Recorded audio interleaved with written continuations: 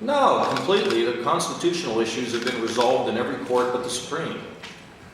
I mean, we have the district court, at the appeals court, they've ruled unanimously and with bipartisan support from the judges. Look, what the Supreme Court said is we're not going to take a case until it's ready, I guess is what they said. I don't know about all this.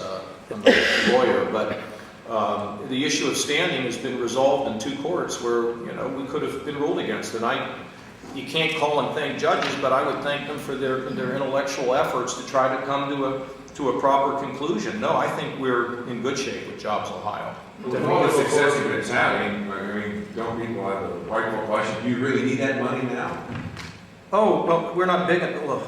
Okay, first of all, I don't want to get in a position of where it's like all this success we're touting. If we've done that, I want to tell you, that's not what I'm trying to do here. This is all of our success. We just happen to be driving the car right now, This is like how great we are. I mean, no, it's how great thou art, and that ain't about me.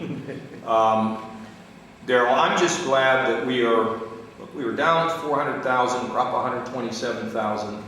Sometimes people have to celebrate some victories, because what it does, it proves that the effort's working, and it gives people a sense of hope.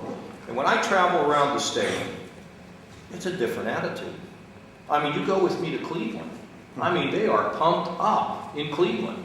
I mean, I can find these people pumped up over in Mahoning Valley. I mean, people are now more optimistic, and I think that helps us. In terms of this whole Jobs Ohio, we haven't begun to scratch the surface of it yet. I mean, we have Mark Patton over there. He's doing IT, agriculture, I don't even know what else. He's from California, and I mean, he's not like from a farm, and he's trying to do agriculture. So the goal is to build this out so we can bring in more people who have the expertise to work with these CEOs.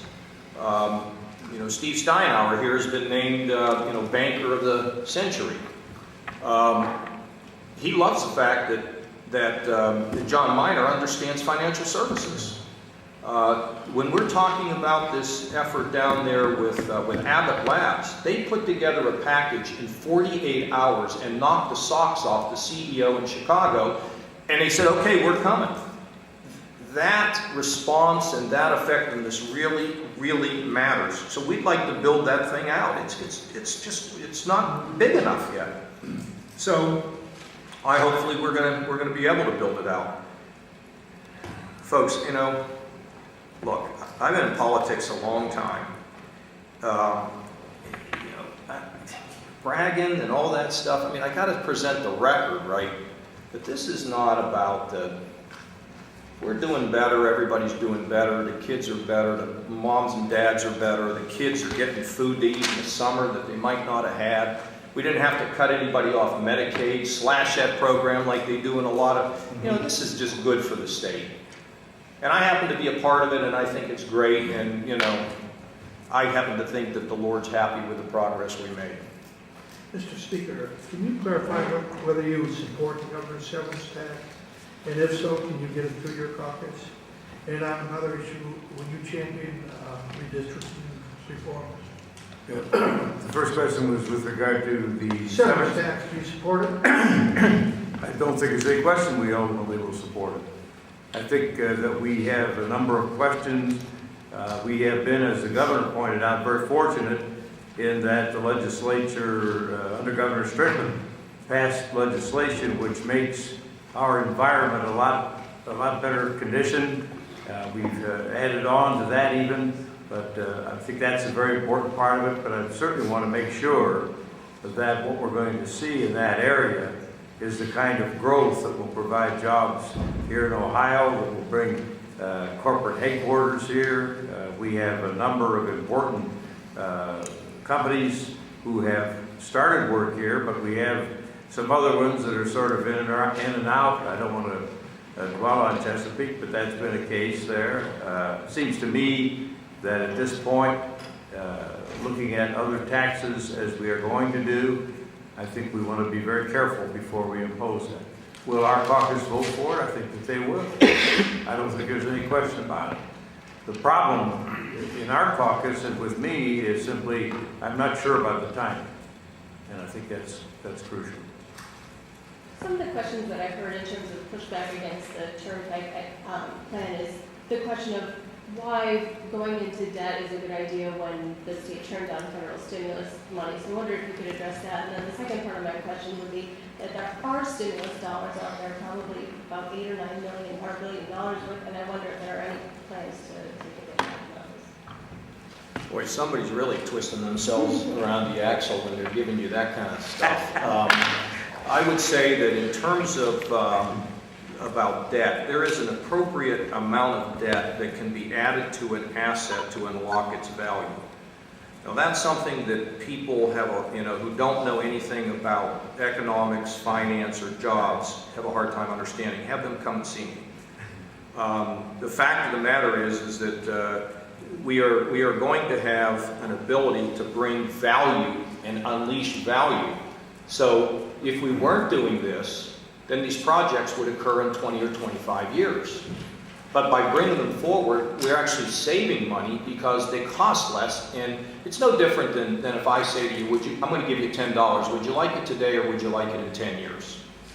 And so, this is not about, the debt is easily retired through the revenue stream that's provided by the tolls on the Turnpike, which, by the way, are coming down under our plan, which is, you know what this should all say to you, really, this Turnpike thing?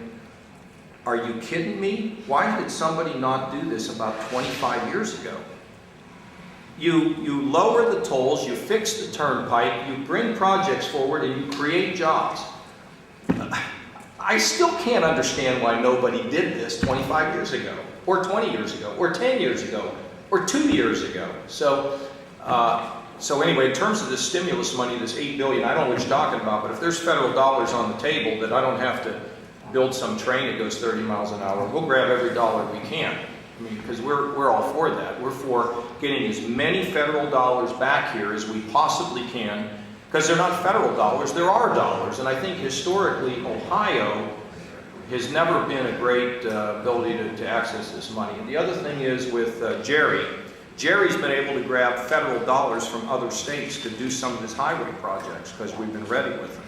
To clarify, it's federal dollars that have been tied up and have not been spent. Is there anything that the state can do to get them untied and used? Well, if they're out there, Tim, you know anything about these billions? On the transportation side, there are... Is it transportation side? Is that? It's a little bit of everything from based on the report.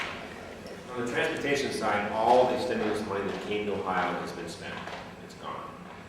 In various projects, repaving, various things. So outside of transportation, I don't know what you're talking about, but it's been spent as far as transportation.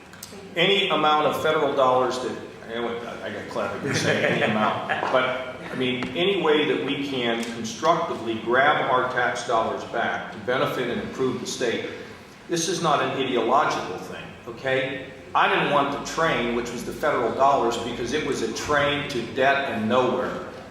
So we're not going to do dumb things, but if there's a way for us to get some of this money back, and we already leverage up with Medicaid, am I right, Greg? One quick word and then we're done. You want to say anything about how we leverage this up and try to pull more federal dollars back? No, in terms of Medicaid, for every dollar spent in Ohio, it's 64 cents of federal money that comes into the state. So many of the reforms we've talked about to coordinate care better are leveraged that way using federal funds. That's good enough. I want to wish you all a Merry Christmas and a Happy Hanukkah, Happy New Year, and just one other word. Please be careful when you're driving this vacation. There's always something that we hear about or read about, so please be careful, and we'll see you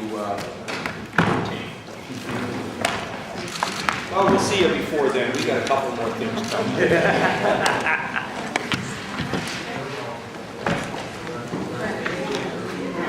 Okay, I'll cover you tomorrow night. It's fine.